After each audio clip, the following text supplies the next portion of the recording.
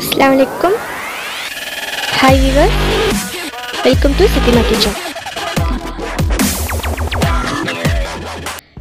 இன்னைக்கு நம்ம Sithima kitchenல என்ன ரெசிபி செய்ய போறோம்னா appam.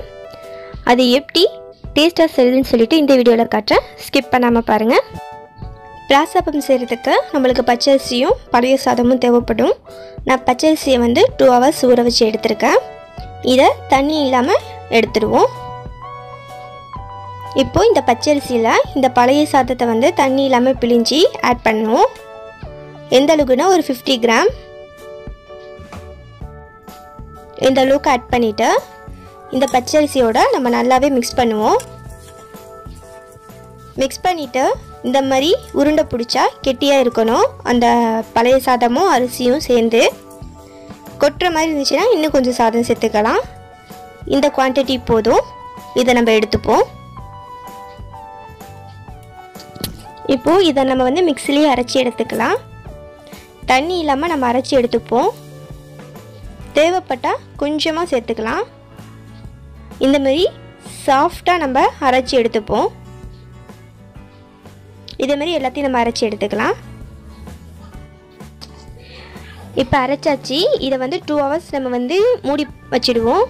அப்பதான் நமக்கு கமர் ஏறி சுடும்போது மாவு நல்லா புசுபுசுன்னு வரும். இப்போ அப்பத்துக்கு தேவை என்னென்ன இன்கிரிடியன்ட்ஸ் சொல்லிட்டு நான் இதில் ஆட் பண்ணுறேன்.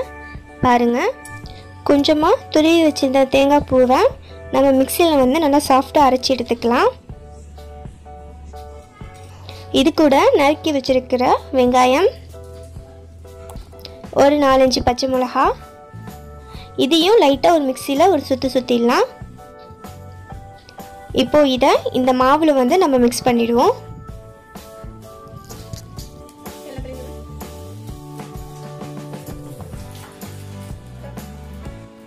இது கூட ஒரு முட்டை சேர்த்துப்போம். 1 ஸ்பூன் பெருஞ்சீரகம், 1/2 ஸ்பூன் மஞ்சள் தூள், கொஞ்சோண்டு சோடாப்பு, கொஞ்சமாக சால்ட்டு, 1 ஸ்பூன் சீனி, 1/2 ஸ்பூன் மிளகாய் தூள். இப்போ இது எல்லாத்தையும் நம்ம மிக்ஸ் பண்ணிடலாம்.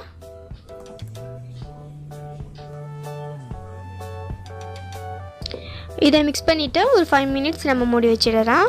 இப்போ ஆப்பம் சுடுறதுக்கு நம்ம ஒரு பேன் ரெடி பண்ணிவிடுவோம். பேன் ரெடி ஆனதுக்கப்புறம் மீடியம் ஃப்ளேமில் அடுப்பை வச்சுட்டு ஒரு 2 ஸ்பூன் எண்ணெய் விட்டுக்கலாம். எண்ணெய் விட்டுட்டு இந்த மாதிரி ஒரு ஆப்பை எடுத்து ஊற்றிப்போம். ஊற்றிட்டு நம்ம க்ளோஸ் பண்ணிடலாம். ஒரு 2 minutes கழிச்சு நம்ம திருப்பி போட்டுருவோம். 2 சைடுமே குக் ஆனதுக்கப்புறம் நம்ம எடுத்துடலாம். இதே மாதிரி எல்லா மாவையும் நம்ம ஊற்றி எடுத்துட்டோன்னா டேஸ்டியான appam நொடியில் ரெடி ஆயிடுச்சு. கண்டிப்பாக செஞ்சு பாருங்கள். உங்களுக்கு இந்த டேஸ்ட் ரொம்பவே பிடிக்கும்னு நான் நம்புகிறேன். மேலும் பலவிதமான உணவுகளை சமைக்க நம்ம சேனலை சப்ஸ்கிரைப் பண்ணிக்கோங்க.